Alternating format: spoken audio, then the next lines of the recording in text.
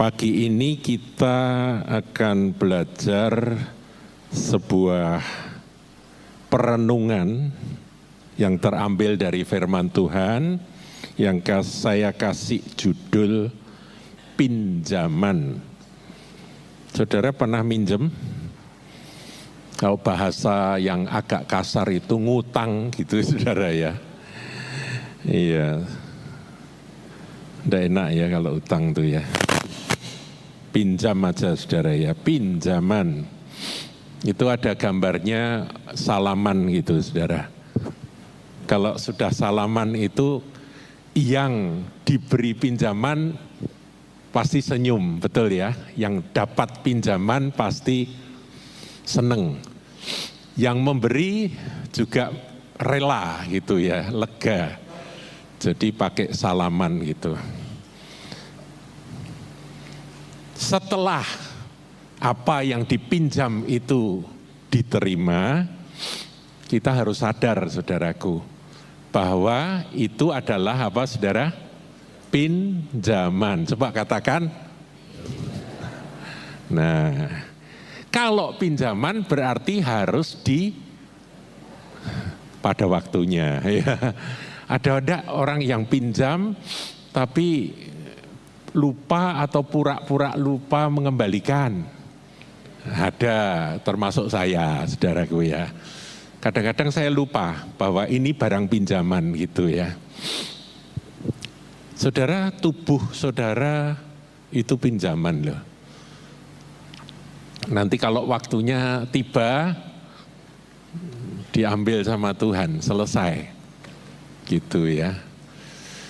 Karena Tuhan itu memiliki seluruh kehidupan kita. Talenta kita itu pinjaman. Pengetahuan kita itu juga pinjaman. Jadi kalau tiba waktunya kita sudah tidak bisa mikir lagi. Saudara pernah lihat orang Alzheimer?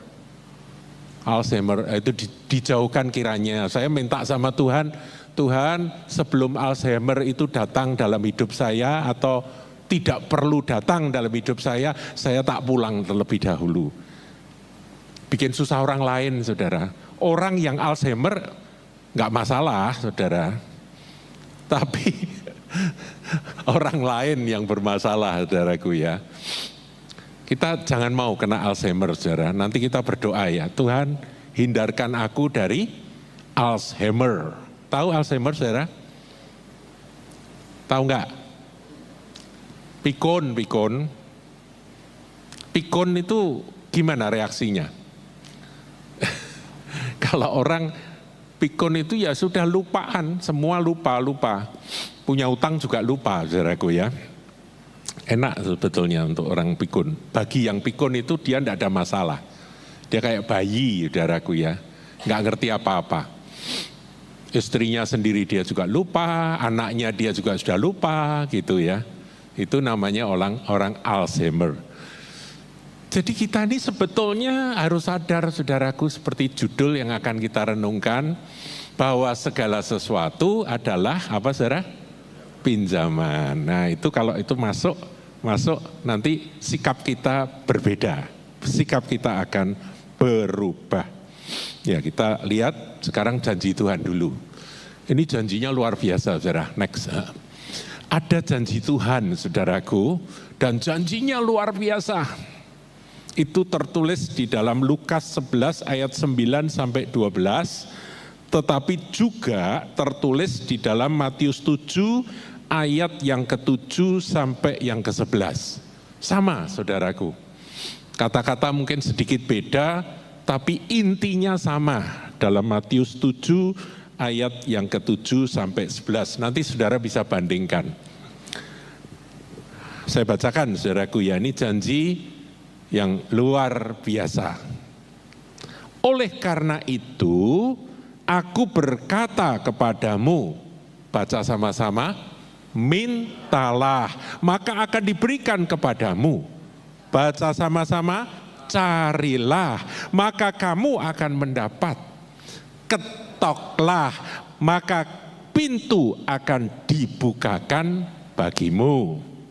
Karena setiap orang yang meminta menerima, dan setiap orang yang mencari mendapat, dan setiap orang yang mengetok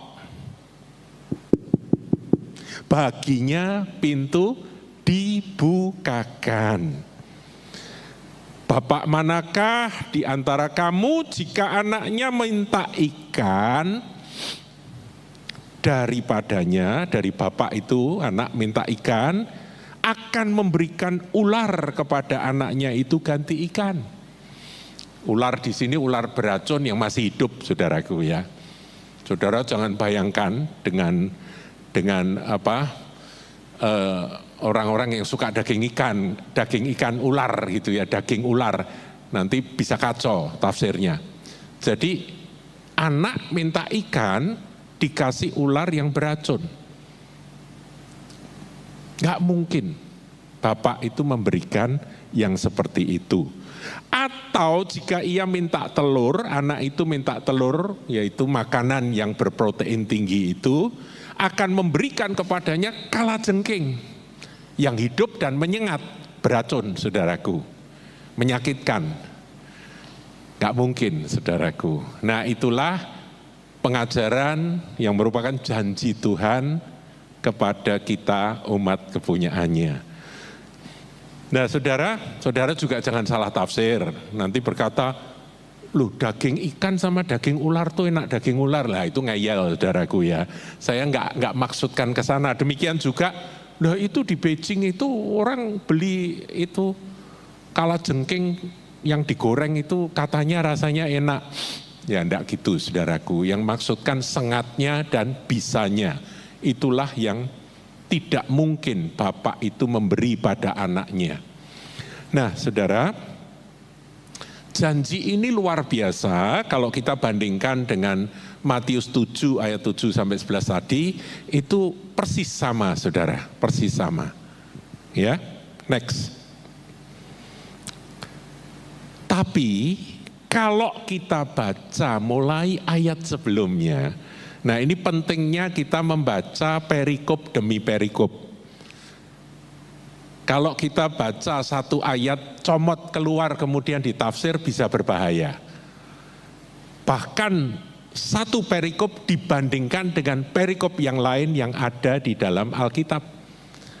Karena penulis Alkitab meskipun adalah manusia-manusia, tetapi sesungguhnya ada ilham roh Allah, Roh Kudus yang dibalik di belakang penulis firman tersebut. Ngerti ya saudaraku ya? Oleh sebab itu kita tidak boleh menafsir satu ayat kemudian kita mencomotnya dan mengekstrimkan ayat itu seakan-akan berdiri sendiri. Tidak boleh begitu. Di dalam ilmu tafsir atau hermeneutika itu kita perlu membandingkan ayat satu dengan ayat yang lain. Karena kita sadar, mengerti bahwa penulis Alkitab ini sesungguhnya satu pribadi Allah yang kita kenal dengan Roh Kudus. Bahkan ketika kita membaca firman, maka sesungguhnya kita sedang melihat dan membaca siapakah Yesus Kristus Tuhan Juru Selamat kita. Karena en arche en hologos kai hologos en prostonteon kai theos en hologos. Tuhan Yesus adalah firman yang menjadi manusia. Jadi Yesus itu firman. Saudara belajar firman, saudara belajar Yesus. Saudara membaca firman, saudara membaca Yesus. Saudara rindu jumpa dengan Yesus, baca firman, nanti Anda jumpa dengan Tuhan Yesus. Ngerti ya? Nah, dengan demikian kita nanti akan bandingkan dengan perikop per perikop. Di atas ayat yang tadi, saudaraku, ayat yang ke-9 tadi mulai kita baca, di atasnya mulai ayat 5 nanti kita akan menemukan pengertian yang lain, yang berbeda tentang itu, saya daftar, minta, diberi, cari, mendapat, ketok, pintu dibukakan. Ini janji luar biasa. Kalau ini saja kita bedah dan kita tafsirkan, maka kita akan menemukan ajaran yang bisa kita praktekkan dalam hidup sehari-hari. Kita tahu bahwa Tuhan adalah sumber segala sesuatu, Bapa adalah sumber segala sesuatu, amin. Jadi kalau datang kepada Dia dalam nama Yesus, kita minta, ada janji pasti Dia akan beri. Tetapi tidak berhenti di situ. Kita harus mencari. Jangan hanya meminta kemudian duduk saja. Harus mencari. Saya kasih contoh, saudaraku. Zaman sekarang cari kerjaan katanya susah. Banyak yang kena PHK. Ya kan? Saya ingin sampaikan bahwa bekerja itu bukan hanya saudara melamar pekerjaan yang sudah ada, kemudian sudah bergabung dengan perusahaan tersebut. Bukan hanya itu. Saudara bisa bekerja apa saja, minta pekerjaan apa saja dari sumbernya. Jadi kadangkala kita butuh kerjaan, Tuhan kasih kerjaan, tapi bukan berarti saudara bergabung dengan satu perusahaan tertentu. Belum tentu begitu. Doa minta sama Tuhan, nanti Tuhan akan beri petunjuk, beri arahan. Mungkin usaha sendiri, saudaraku, dengan apa yang ada padamu. Saudara bisa minta. Tapi kalaupun Anda ingin bekerja, bergabung dengan perusahaan, setelah minta sama Tuhan, saudara harus melamar. Cari lowongan kerja, bikin lamaran, dan saudara harus mengirimkan lamaran itu. Ngobrol sama teman-teman, aku sedang jobless ini, aku butuh kerjaan. Kamu ada kerjaan apa enggak? Nanti teman berkata, oh ya ada temanku di sana sedang membutuhkan orang yang punya keahlian seperti kamu. Dikenalkan, itu namanya mencari. Jadi bukan hanya meminta pada Tuhan dalam doa, kemudian amin, tapi kita juga mencari dengan usaha. Tapi sekali lagi saudaraku, bukan berarti harus bergabung dengan sebuah perusahaan. Kadangkala kesempitan bisa menjadi kesempatan. Kesempitan memunculkan akan kemampuan-kemampuan terpendam dalam diri kita. Nah, saudara nanti renungkan sendiri kata-kata itu. Setelah itu ketemu jalan buntu, ketemu pintu yang tertutup. Disitulah kita diuji, kita harus mengetok. Nah, ini bicara tentang ketekunan dan kegigihan di dalam kita berusaha mendapatkan apa yang kita butuhkan. Itu versi Matius 7 ayat 7 sampai 11, atau versi dari Lukas 11 ayat 9 sampai 12. Coba kita kembali pada sebelumnya, slide sebelumnya, janji Tuhan. Kalau 9 sampai 12 memang itu, saudaraku. Dan itu bisa dipraktekkan dan tidak salah. Namun hari ini, pagi ini kita akan belajar bagaimana kalau kita membaca mulai ayat 5, saudara. Nanti kita akan menemukan satu kebenaran yang bisa memperkaya pengetahuan dan pengertian rohani kita. Next. Nah, latar belakangnya saudaraku ya. Kan ini kita naik ya, tadi kan ayat 9, 10, 11 sampai 12. Nanti kita naik ayat 5 ya. Dalam ayat 5 kita temukan background atau latar belakang sebelum Tuhan Yesus mengeluarkan firman ayat 9, 10, 11, 12 tadi ya. Ini ayat 5 dan 6. Nanti sampai 8 saudaraku ya. Baca sama-sama saudara, mari. 1, 2, 3. Lalu katanya kepada mereka, jika seorang di antara kamu pada tengah malam pergi ke rumah seorang sahabatnya dan berkata kepadanya, Saudara, pinjamkanlah kepadaku 3 roti. Kita ulang, pinjamkanlah kepadaku 3 roti. Jadi orang ini datang pada temannya, pada seorang sahabatnya, malam-malam, tengah malam, saudaraku, dan dia berkata apa? Pinjamkanlah. Dia enggak berkata berilah. Dia berkata apa? Pinjamkanlah kepadaku 3 roti. Kenapa kok enggak 1 roti? Kenapa kok enggak 4 atau 5 roti? Kok dia mintanya 3? Ada makna rohaninya, saudaraku. Ya, nanti kita akan pelajari. Kemudian ayat 6, sebab seorang sahabatku yang sedang berada dalam perjalanan, ini dia cerita, aku pinjamkan 3 roti ya, karena aku ini kedatangan tamu, teman, yang berada dalam perjalanan, kelelahan, kelaparan, tengah malam, singgah ke rumahku, dan aku tidak mempunyai apa-apa untuk dihidangkan kepadanya. Pertanyaan, ini kebutuhan siapa, saudara? Halo? Kebutuhan siapa? Teman yang singgah tadi, ya.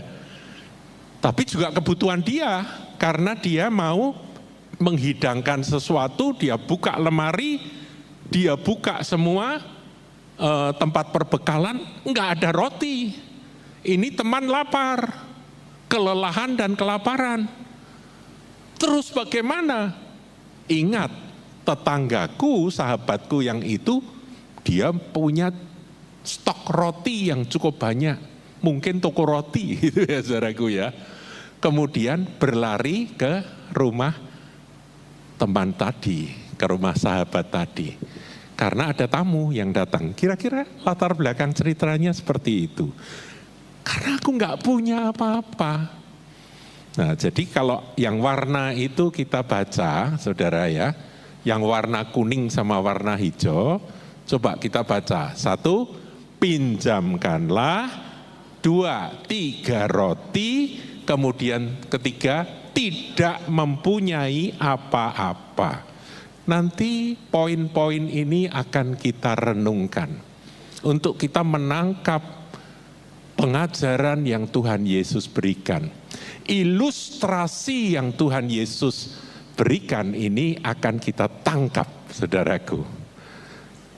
Minta pinjam, bukan minta dikasih loh ya. Berikan padaku, kasihlah, kasih aku 3 roti. Enggak. Pinjamkanlah 3 roti.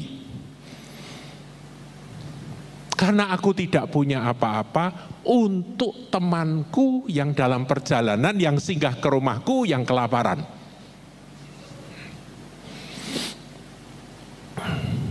Next. Ini masih latar belakang 2 ayat berikutnya. Ayat 7, baca sama-sama.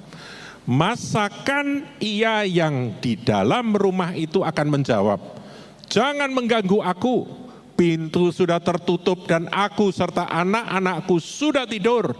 Aku tidak dapat bangun dan memberikannya kepada saudara. Kemudian ayat 8, baca sama-sama. Aku berkata kepadamu, sekalipun ia tidak mau bangun dan memberikannya kepadanya, karena orang itu adalah sahabatnya, namun karena sikapnya yang tidak malu itu, ia akan bangun juga dan memberikan kepadanya apa yang diperlukannya. Tapi sebetulnya itu keperluan bukan untuk diri sendiri. Keperluan untuk sahabat yang mampir singgah ke rumahnya dan kelaparan. Butuh makanan. Ngerti ya saudaraku ya? Nah ini kalau dikaitkan dengan ayat-ayat yang tadi kita baca, setelah itu baru Tuhan menyampaikan akan firman yang berbunyi, ya saya ulangi ya saudaraku ya, oleh karena itu aku berkata kepadamu, mintalah maka akan diberikan kepadamu.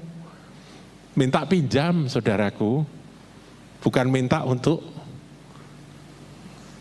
kemudian itu jadi HM, jadi hak milikku. Enggak, itu hanya pinjaman. Carilah maka kamu akan mendapat. Jadi harus cari, bahkan ngetok pintu. Nah ngetok pintu inilah yang nanti kita tafsirkan terkait dengan kata-kata sikapnya yang tidak malu alias pantang menyerah. Saudara kalau ngelihat apa itu para salesman, orang-orang yang bekerja dalam bidang penjualan, itu mereka punya kegigihan dan punya sifat tidak malu. Jadi kalau saudara ngelamar kerjaan, bagian sales, bagian penjualan, itu syarat pertama harus dablek saudaraku. Betul ya? Harus dablek, harus tidak malu. Karena kalau malu-malu, menderan gitu ya, udah enggak usah masuk bagian itu, kamu masuk bagian administrasi saja itu kerjanya. Kalau kerja di lapangan, di garis depan, memperkenalkan akan produk yang mau dijual, itu harus punya sifat tidak tahu malu. Alias kalau pintu tertutup, dia ketok. Enggak ada pintu tertutup bagi orang yang bekerja dalam bidang penjualan. Dia akan kejar sampai ketemu dengan orang yang mana dia harus bicara. Ngerti ya saudara?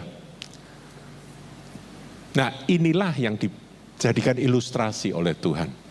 Tapi, tadi saya katakan, bahwa kita akan menemukan pengertian yang lain.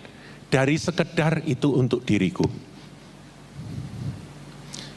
Untuk diriku boleh saudara, karena Matius pasal yang ke-7, ayat yang ke-7 sampai 11, menceritakan sampai di situ saja.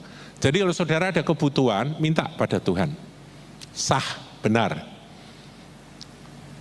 Tapi jangan berhenti minta, harus cari. Cari, usaha. Kalau ada pintu tertutup, ketok. Tuhan janji pasti akan dibukakan. Dia akan tolong untuk pintu itu terbuka. Sehingga apa yang Anda butuhkan, apa yang Anda minta, pasti akan diberi.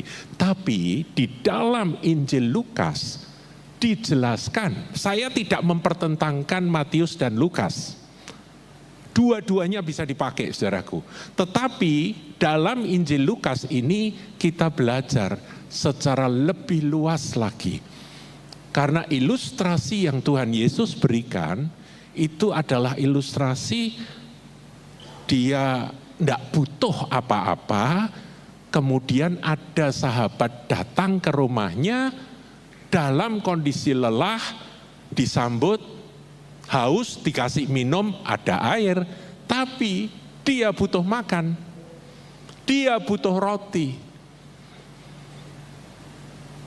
Cari-cari di lemari, nggak ada roti.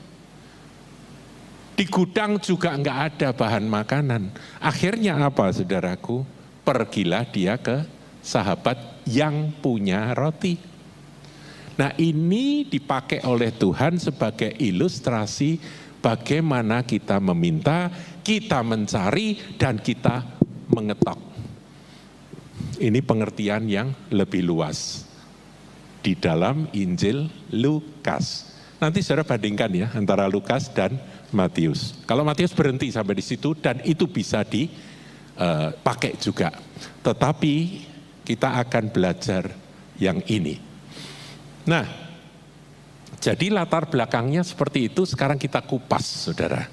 Kita kupas ya. Next. 4 kalimat atau kata kunci. 4 kata kunci atau kalimat kunci, saudara ya. Ayo kita ucapkan sama-sama. 1, 2, 3. Pinjamkanlah. 2, 3 roti. Ketiga, aku tidak mempunyai apa-apa. Dan yang keempat, sikapnya yang tidak malu. Nah, tangkap ya.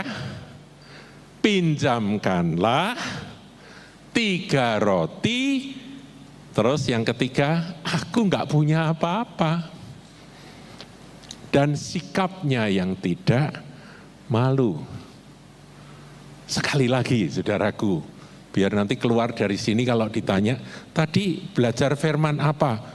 Pinjamkanlah 3 roti, dan aku tidak punya apa-apa, sikap yang tidak malu. Nah, 4 poin. Dihafalkan ya, besok ulangan saudaraku. Nah,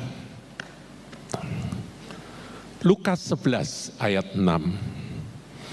Sebab seorang sahabatku yang sedang berada dalam perjalanan singgah ke rumahku dan aku tidak mempunyai apa-apa. Kemudian ayat 8, aku berkata kepadamu sekalipun ia tidak mau bangun dan memberikannya kepadanya karena orang itu adalah sahabatnya. Namun karena sikapnya yang tidak malu itu, ia akan bangun juga dan memberikannya kepadanya apa yang diperlukannya. Saudaraku, saya menggarisbawahi kata pinjamkanlah. Tadi saya sudah mengawali bahwa segala sesuatu yang ada pada kita adalah pinjaman, saudara. Jadi kalau datang pada Tuhan, sebetulnya kalau kita minta Tuhan berikan padaku sebuah tempat tinggal, itu pinjaman. Beri padaku kendaraan untuk aku bisa bekerja, itu pinjaman. Yang jomblo, beri padaku pasangan. Nanti kalau dapat itu juga pinjaman. Tapi pinjaman seumur hidup loh saudaraku. Yang gak boleh dipegat saudara, gak boleh dicerai ya. Ngerti ya? Sampai maut memisahkan. Tapi itu semua pinjaman saudara. Saudara punya jabatan apa? Itu pinjaman. Jadi kalau kita merasa kurang, datang pada Tuhan dan meminta, sebetulnya itu meminjam. Itu yang saya ingin tekankan saudara.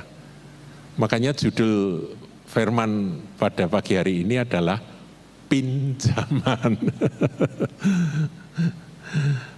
Ya memang kadang-kadang barang pinjaman itu ketika diminta sementara kita masih butuh, itu sakit saudaraku dan rasanya berat, betul ya? Kita masih butuh sepeda motor ini untuk kegiatan-kegiatan, tiba-tiba sama yang punya diambil. Gimana saudara? Protes ya pasti ya, betul ya? Protes. Tapi kalau Tuhan ingatkan lah itu kan pinjaman. Itu kan bukan punyamu. Ya sudah. Makanya kita ini butuh ya roh ikhlas saudaraku ya. Apa roh apa? Ikhlas saudaraku. Ikhlas kalau diambil ketika kita masih membutuhkan itu. Ya ada seorang family saya atau masih om saya. Dia pernah ngobrol-ngobrol tentang perenungan-perenungan hidup. Dia bilang gini saudara. Aku itu kalau barang-barang apa saja termasuk uang hilang, aku tuh sedih tapi sebentar. Tapi jangan barang bernyawa, dia bilang gitu. Misalnya anjing, tiba-tiba mati anjingnya itu sedih, dia bilang gitu. Kemudian burung, dia suka piara burung. Burung oceh-ocehan itu loh saudaraku ya, ada cucak rowo, ada burung wambi, ada burung kacer, burung apa gitu ya, dia seneng. Itu kalau mati dia sedih saudara, itu kata dia. Tapi kalau soal misalnya barang apa hilang, tidak terlalu. Sedih tapi nggak terlalu. Ya dia bilang gitu. Nah dia sebetulnya mau ngomong, kalau itu istri, anak, kalau sampai diambil oleh pemilik, itu berat. memang betul saudaraku, betul ya, belum waktunya, berat. Makanya saya juga dulu pernah diundang untuk bicara dalam malam penghiburan, ada seorang sahabat hamba Tuhan, teman hamba Tuhan yang anaknya diambil Tuhan. Saya bilang, orang tua, anak menguburkan orang tua itu normal, wajar. Karena ya orang tua kalau sudah waktunya kan harus selesai. Tapi kalau orang tua menguburkan, memakamkan anak itu berat. Karena merasa ini belum waktunya. Mestinya waktuku, mestinya aku yang lebih dulu jalan. Kenapa justru anak? Gitu ya saudara. Ya saya waktu COVID kemarin, keponakan saya umur 37 tahun, seorang dokter gigi, kena DB, ya kena demam berdarah saudaraku, dan kemudian jatuh, ada pendarahan di otaknya, sehingga tidak bisa dioperasi karena trombositnya akan rendah sekali.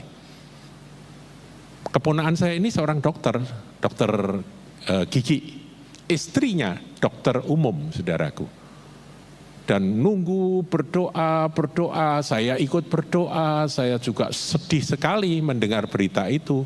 Dan waktu itu adalah waktu COVID, ya waktu COVID, jadi nggak gampang saudaraku ya. Nggak gampang untuk kami berkomunikasinya, harus hanya lewat telepon. Tapi kalau saya datang ke Jakarta untuk kunjung juga nggak bisa, karena COVID saudaraku ya, semua dibatasi, lockdown waktu itu ya. Nah, di rumah sakit pun juga terbatas, dokter-dokter pun juga yang bekerja juga terbatas, karena masa COVID itu kan memang pelayanan hospital juga sangat terganggu saudaraku ya. Semua pada ngurusi orang COVID. Nah ini ada sakit bukan COVID saudaraku. Sakitnya demam berdarah dan terjatuh dan ada pendarahan, harus dioperasi. Akhirnya diambil Tuhan saudaraku, dipanggil Tuhan. Usia 37 tahun, seorang dokter gigi. Jadi saya bisa membayangkan kesedihan dari kakak saya. Pasti sangat sedih saudaraku. Tapi kita harus ingat saudaraku, meskipun itu belum waktunya menurut kita, tapi wong yang punya itu Tuhan ya. Kalau memang dia memutuskan untuk mengambil, ya kita harus rela, harus ikhlas. Meskipun ada kedukaan, kesedihan yang memang tidak bisa dipungkiri, tidak bisa dihindari saudaraku. Jadi ingat saudara, Anda minta apa saja pada Tuhan dan ketika Tuhan beri, itu pinjaman. Jadi kata pinjamkanlah itu memang betul-betul kebenaran yang mencakup segala aspek. Saudara punya kesehatan yang prima, itu pinjaman. Pelihara pinjaman itu dengan baik. Semua pinjaman saudaraku, saudara punya keberhasilan di dalam usaha, pekerjaan, itu juga pinjaman. Kesuksesan Anda itu juga pinjaman. Semua pinjaman, pinjaman. Dan nanti dalam konteks apa Tuhan Yesus mengajarkan tentang perikop ini saudaraku. Dalam konteks apa nanti kita akan pelajari, kita akan temukan di akhir dari apa yang saya sampaikan. Pertama, pinjamkanlah. Karena apa? Karena bukan kebutuhanku Tuhan. Jadi ini penting juga kita sadari bahwa meminta kepada Tuhan itu bukan hanya kalau aku butuh untuk diriku. Kita sebagai murid Kristus harus punya the spirit of Christ, punya roh Kristus, punya karakter sifat Kristus, di mana kebutuhan-kebutuhan orang yang datang pada kita itu menjadi beban kita.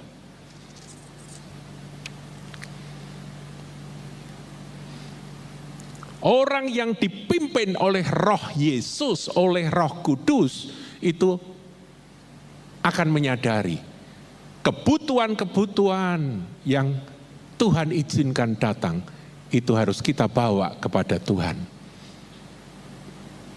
Dengan kita datang menghadap kepada Dia dan berkata, Tuhan, pinjamkanlah kepadaku 3 roti, karena ada sahabatku yang dalam perjalanan tengah malam dia mampir ke rumahku, dia kelaparan dan aku gak punya apa-apa.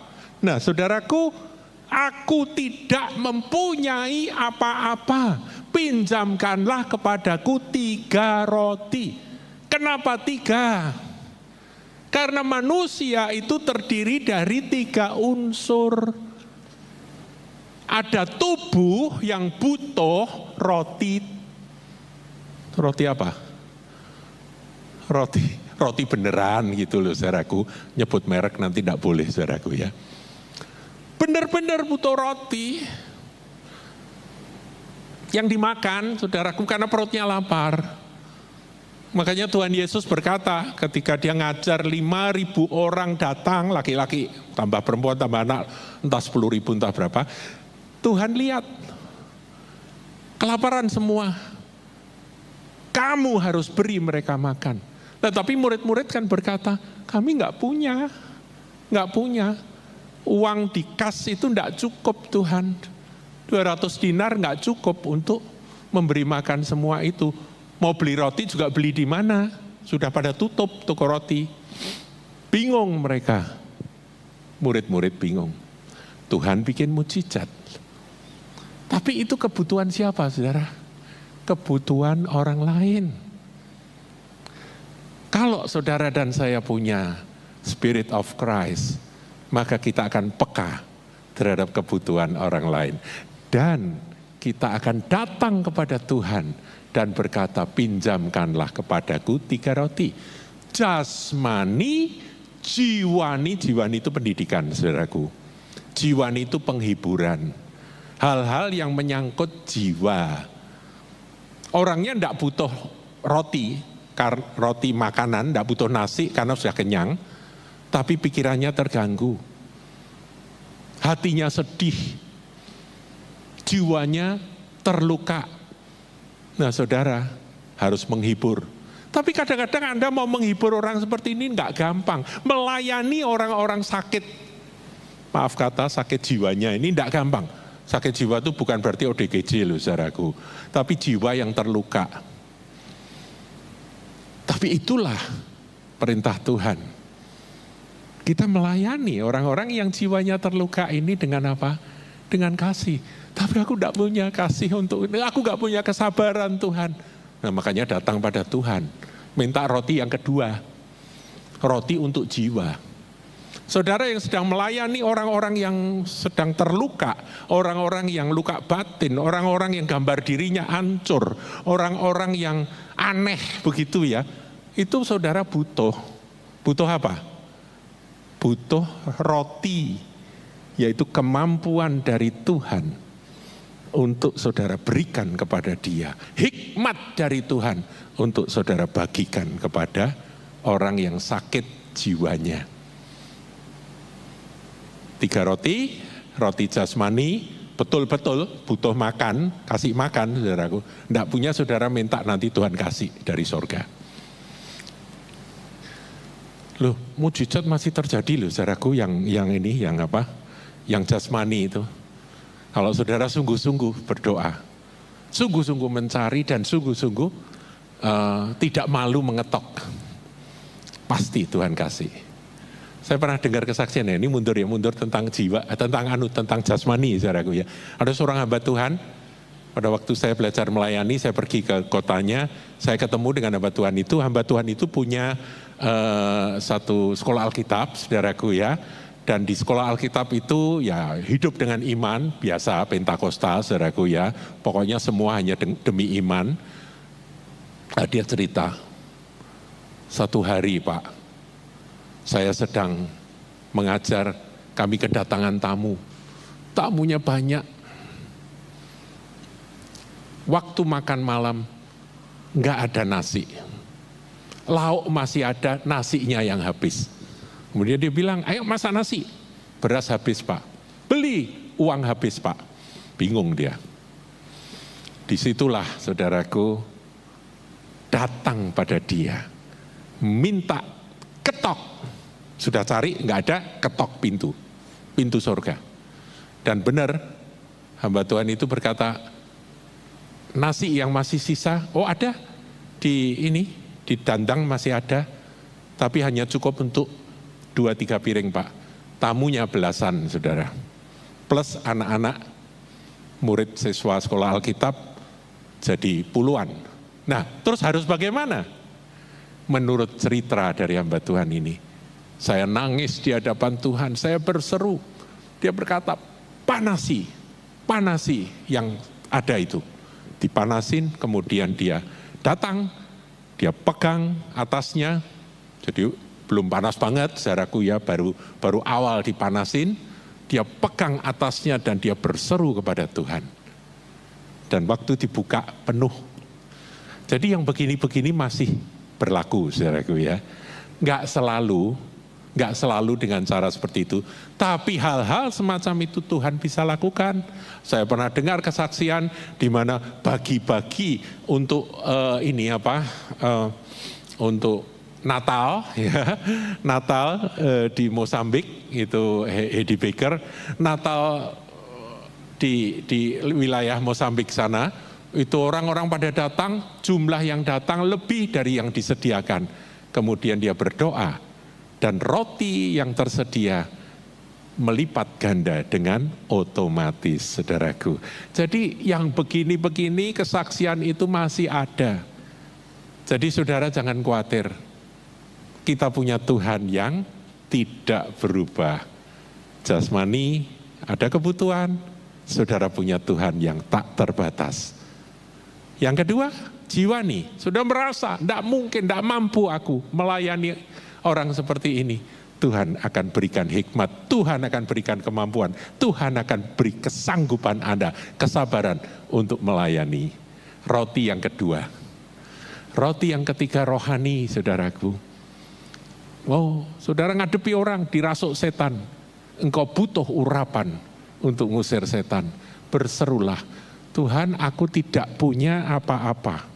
Aku enggak punya kemampuan untuk ngadepi setan. Enggak punya aku kemampuan untuk ngusir setan. Siapa aku ini Tuhan? Tapi Tuhan berkata, aku beri kepadamu eksosia. Aku karuniakan kepadamu dunamis. Dan kita pun akan dimampukan. Setan pun akan kita usir. Ada orang sakit. Aku gak punya kuasa kesembuhan. Itu antara jasmani sama rohani campur, saudaraku. Sebab kadang-kadang orang dirasuk setan sampai sakit, saudaraku. Kita ngusir setan dan kita berdoa dengan kuasa dari tempat maha tinggi. Tuhan sembuhkan. Ya ini berapa kali ini saya berapa kali ini ngelayani doa kesembuhan lewat telepon. Dan bersyukur saudaraku dengar kabar bahwa yang saya doakan lewat telepon disembuhkan Tuhan dengan mujizat. Karena apa? Ya karena itu bukan kita, saudaraku. Aku tidak mempunyai apa-apa. Tetapi sikap yang tidak malu itu harus ada pada kita. Ketok. Kalau rasanya belum dapat, kita berkata, Tuhan aku butuh. Aku butuh ini Tuhan. Aku membutuhkan itu. Belum ada jawaban. Ketok pintu, saudaraku. Paham ya? Saudara bisa praktek. Nanti akhir bulan kita akan sama-sama praktek doa kesembuhan. Saudara panggil teman-teman sakit siapa saja, nggak peduli sakit apa saja, sakit jiwa juga boleh asal jangan yang teriak-teriak. Kalau yang sakit jiwanya stres itu bawa, nanti biar Anda sendiri yang mendoakan. Karena apa? Anda akan diberi pinjam sama Tuhan 3 roti. Asal nggak punya malu loh. Artinya apa? Gigih, tekun di dalam meminta.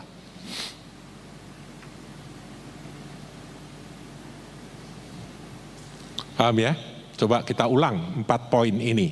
1, pinjamkanlah 3 roti, aku tidak mempunyai apa-apa, sikapnya yang tidak malu. Sikapnya itu sikapku yang tidak malu, begitu ya, ketika aku meminta pinjaman dari Tuhan.